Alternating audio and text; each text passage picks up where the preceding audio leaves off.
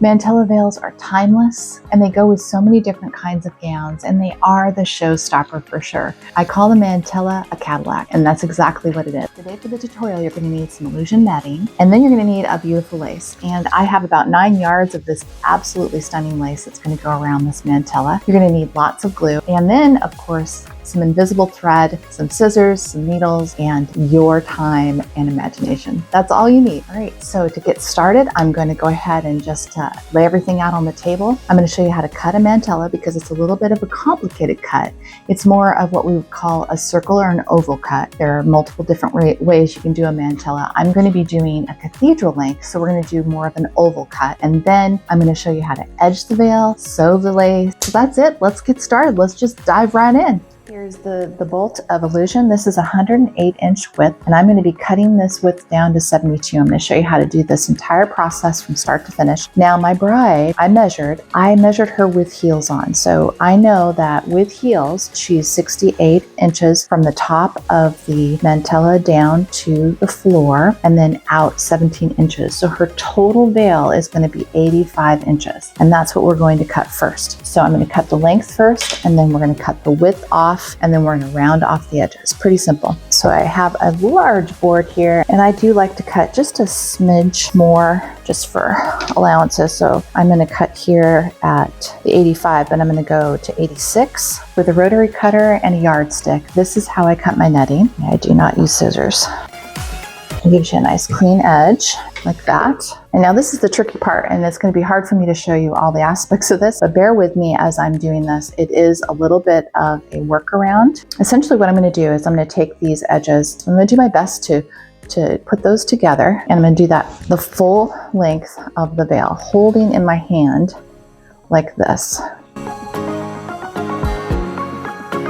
All right, now that I have those edges somewhat together, I'm going to take this corner and this corner, and these should stay lined up mostly. And this is where it's going to get a little confusing, trying to keep all those edges that I just put together. And if all goes well, it should line up just right. You're going to kind of do it slowly because you're the master of the netting. We kept those mostly together. Again, this is the length folded in half now. Get those edges again as close to together as you can. And we're going to fold it one more time. This is still the length folded. This is the length again, and I'm going to flick it and show you this way. Just pull it this way. Now, it can get a little confusing in the head, so remember where you're at in all this. No, we're just cutting the width down. And now I'm going to fold it one more time. This is all the length being folded down because I'm going to be changing the width. And you can buy a bolt with 72 inch, which is perfectly fine. All right, so I would then line these. This is the folded edge. This would be the center of your veil right here. And I'm going to go ahead and get those lined up as best as I can. And now what I'm going to do is I'm going to cut from here to here 36 inches because when you double that, it's 72. All right, so here we are. This is the width of your veil, and I'm going to cut, and I'm going to go 1 inch more. Take that rotary and then cut that off. Now what we're going to do is we're going to take the corners and we're going to match those because we're going to curve them here in a second. Again, flicking like a sheet. Works like magic, I'm going to tell you. And then you're going to match the corner of the bottom, and there's both corners of the veil. And now what you're going to do is you're going to match up these corners as best as you can. This is probably the most confusing part of cutting a mantilla. The most advanced cut is what we're doing right now. I want you to see these are not matching up. Watch what happens when I do a little flick. And then I'm going to flick them. And they start to line up. That's years of flicking, so probably will take a few flicks to get it, but you got this. Don't give up. Illusion netting is not going to win the day on this one. Again, I'm going to flick. See, we almost lined up perfectly there. Going to be as good as we get it. All right, to hold that in place, I'm going to put some weights. That way that netting won't move anymore. Essentially what I'm doing is a nice curve. So here's your corner here. What I'm going to do is I'm going to basically draw a line in my mind, and I'm going to curve that off. What I'm going to do is curve this, holding it as I'm going.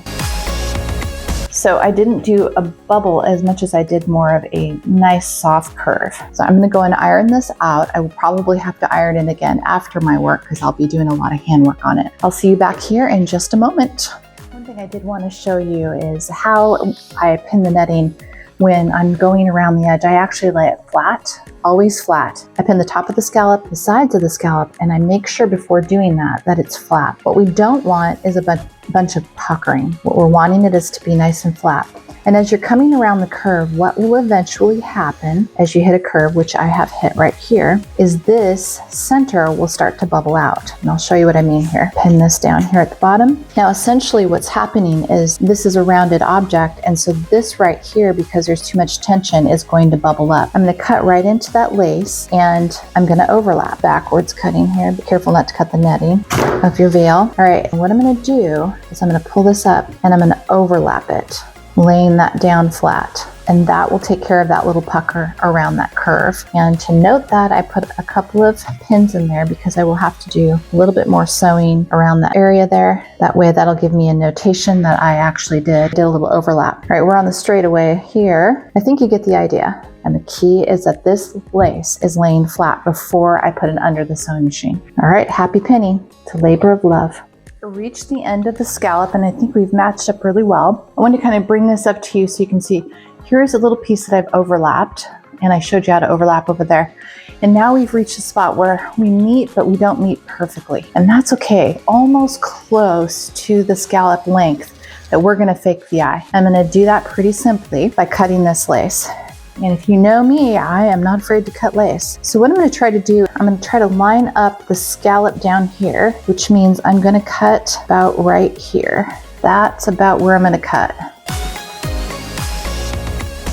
And then I'm just going to kind of cut around and remove this part for now.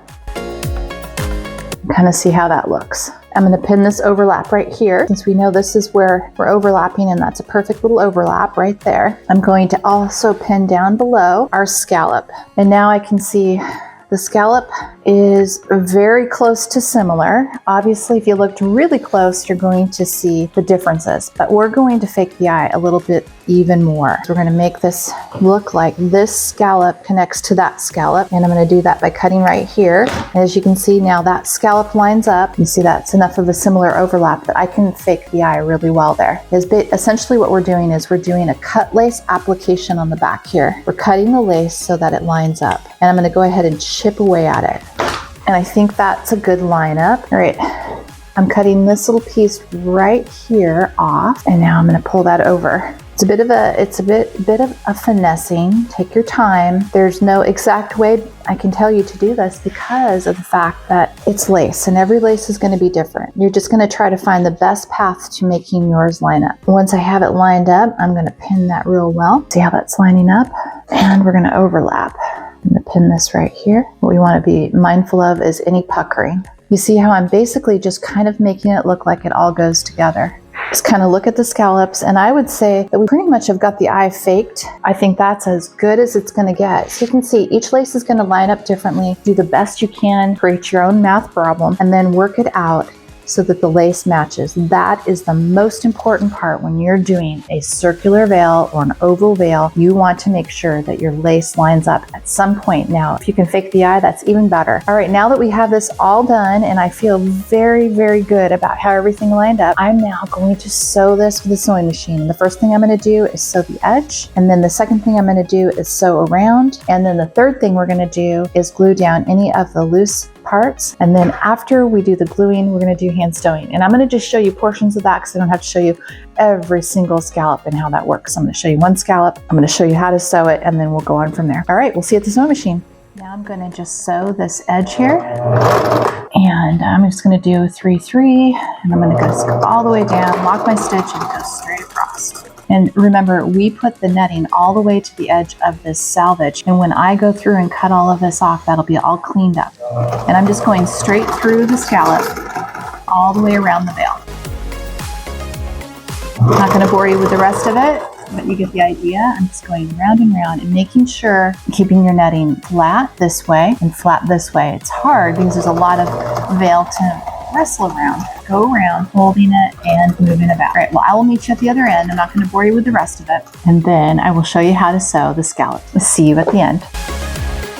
And now we're going to sew the scallop part. So at the same spot that I ended, I'm going to go, here's the cool thing. This is the scallop that we basically cut together, and it's looking so good. It looks just like it was born this way. I'm going to start with that scallop since it had the most need for top stitching. And I'm going to top stitch right about here. And basically what we're going to do is we're going to go around the edge of that scallop. And it's going to be a slow moving process, but I'm going to show you how to do 1 or 2 of the scallops, and then you can pretty much just go from there. All right, let's dive in. So I'm going to just lock my stitch, and I'm going to move around. Now the key to this will be to keep my netting flat. Do not let any puckering occur. You don't want to be doing this with your netting, okay? You don't want to be like, oh, you want to actually keep it nice and flat and go around. And as you get to a place where you turn, lift your foot and turn the veil. And again, flatten everything. That'll be your hardest part of this whole adventure. And then again, lift and turn. This is going to take a bit, but once you're done, it'll lay really nice and flat.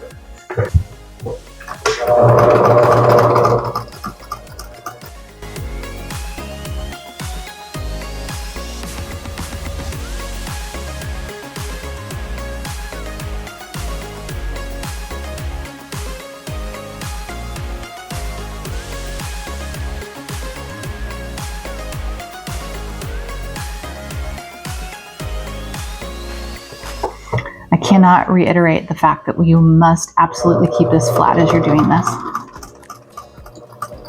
And remember, this is not a tight pressing, it is a holding, a firm hold.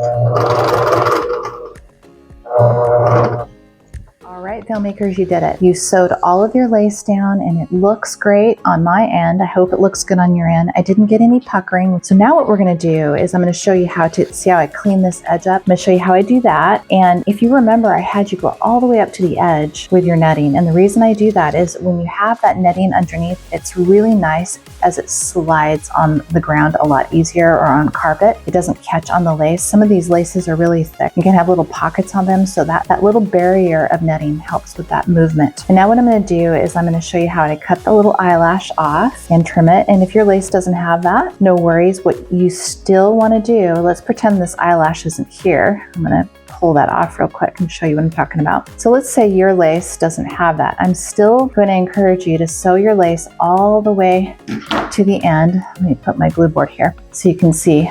This would be what you would be cutting off if you didn't have the eyelashes like I had.